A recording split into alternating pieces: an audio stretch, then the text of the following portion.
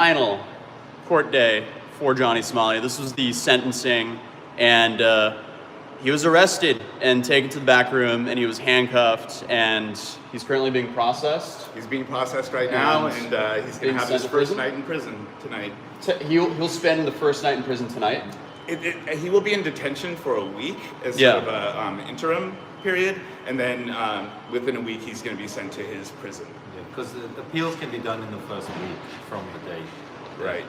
That is. And we are anticipating appeals. So in case the stream didn't cut on from the start,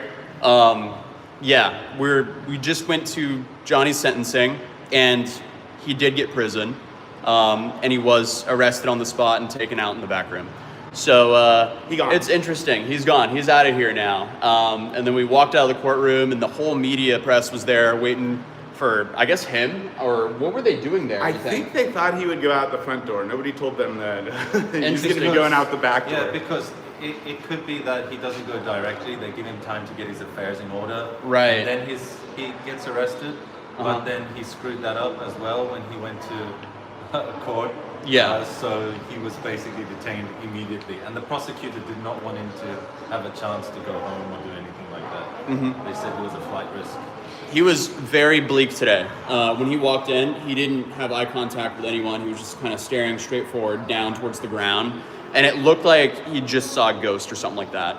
Like, for the first time ever, also, I think he was early to court. Yeah, that's so the first time. He was early. At 9:54. Did you see him come in? I didn't. I saw him come in. He was just like, when he was going in. So, no cheeky faces, nothing. Yeah, I've never seen this look on his face.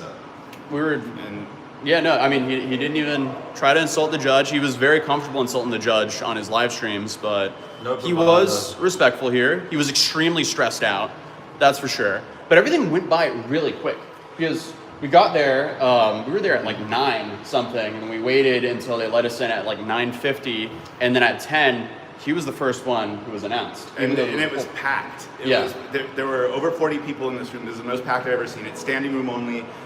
There's a lot of Korean press. Yeah. More than there's been at any other hearing. Obviously, we know why. Yeah. This was the most important Korean one. news at the moment is going ballistic. They already have a huge amount of news articles already. Pushing everything out. Yeah. So his sentence ended up being 6 months of prison with labor, and then an extra 20-something days of being, detention on top of that. Mm-hmm. And then he's banned from going to any places with women and children for 5 years and in South Korea.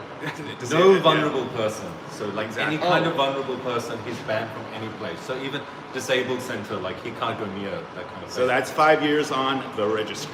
So I guess his final verdict was, he was stuck here in South Korea for a year and a half, roughly, and then another 6 months of prison with labor. And what do you think the labor he's going to be getting in prison would be like? I mean, I've always speculated that it's going to be some sort of factory work, some sort of metal work. Okay. It differs from facility to facility with what they have. Right. So it could be factory work, or it could be work in the prison. It really depends on the prison. And also the conditions of the prison can vary a lot. Like it's in Western prisons you have like a shower place and that, but you don't get to shower every day in a Korean prison. There's a bucket. Interesting.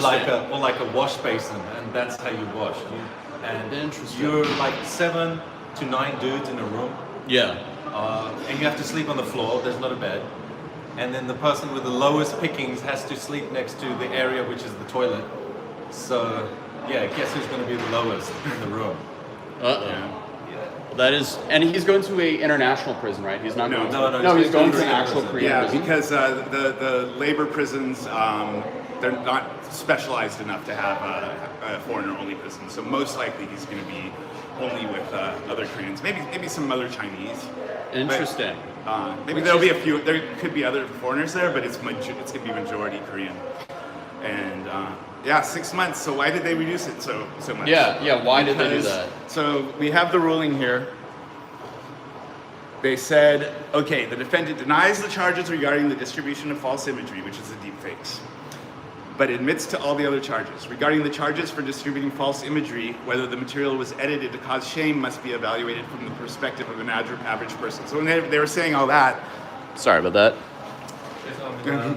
I was thinking, okay, yeah, a reasonable person would think all of this stuff, that this was intended to cause shame. It's very obvious when you watch those videos, but they determined, based on the agreement with victim Lee and Lee, which is Youngman, Okay. and Kim, which is Bongbong. Yeah. Even though there was an agreement, they concluded that Bongbong was not sufficiently ashamed. Right. So based on that, they significantly reduced the sentence. However, there's no suspended sentence. He is imprisoned right now. He is a prisoner. Okay. But that is a big reduction from 3 years to 6 months. There was something I've never seen before, which is they said, okay, are we going to release you right now and then arrest you later and bring you to prison, or are we going to bring you to prison on the spot? And they had him sit in the witness stand and make his own case for why they should not put him in prison immediately. And that's when he answered the really weird question. He didn't understand the question. He did not understand what they were asking him. He thought he was defending going to prison. He thought that he was making his case for not going to prison, period. He didn't understand that it was the case for him not being a flight risk. Right. So they figured, if we release you, you're going to be a flight risk. And then he lied again. Yeah. About being a student. He lied about being a student. He said he's still going to Arizona State University. And in my opinion, that was kind of a test from the judge, because the judge knew that he's not a student. Interesting. So in my opinion, they were testing to see whether he's going to lie about that again. And then they basically said, why should we believe that you're not a flight risk? Why should we not haul you off to prison right now? Mm-hmm. And he said, I miss my family and I want to go home. Right. Which is not a great case for not being a flight risk. So the judge said, okay, prosecutor, what's your opinion? They said, we believe he's a flight risk. Are we back? We're back. All right, welcome back. Okay. So yeah, no, they did drop that. Wait, what were you just saying? Sorry. Stream cut out. Lost track of thought. They did mention that they've been looking at his YouTube, and based on his recent YouTube activity, they believe he continues to be harmful to society and to repeat his crimes, and that there's a danger that he will do that. That was part of the what factored into detaining him on the spot, and. But he also lied in his defense, because he said, I haven't committed any bad behavior, or I haven't done anything bad since 2025. But everybody knows that's not true, because he posted the evidence of that. I don't even think he said it was since 2025. I think he was saying since the trial started. Maybe, yeah. So which was in 2025. So yeah. He did. We have the. Yeah. What did he officially say? Overall, though, I mean, he definitely got way more time here than what he would have gotten in the U.S. In the U.S., he would have gotten a slap in the wrist. In Norway, he definitely would have gotten a slap in the wrist. So Korea actually did something more than what Japan did. Japan essentially had him in jail for 3 months, and they were like, okay, leave. But again, he's just not helping himself by constantly, being a hype man on the internet. He was thinking, nothing's ever going to happen to me. And he just kept uploading to his YouTube. He kept streaming, and he kept disrespecting the Korean population. I mean, he called out the judge's family. He called out the president. Like, why are you insulting the president of the country that currently has your freedom in its hands? He did say in court that he was like, I've learned from my mistakes. I've matured a bunch. He went on this whole spiel to the judge about everything that he's learned, and he's a better person. But I don't think anyone bought that.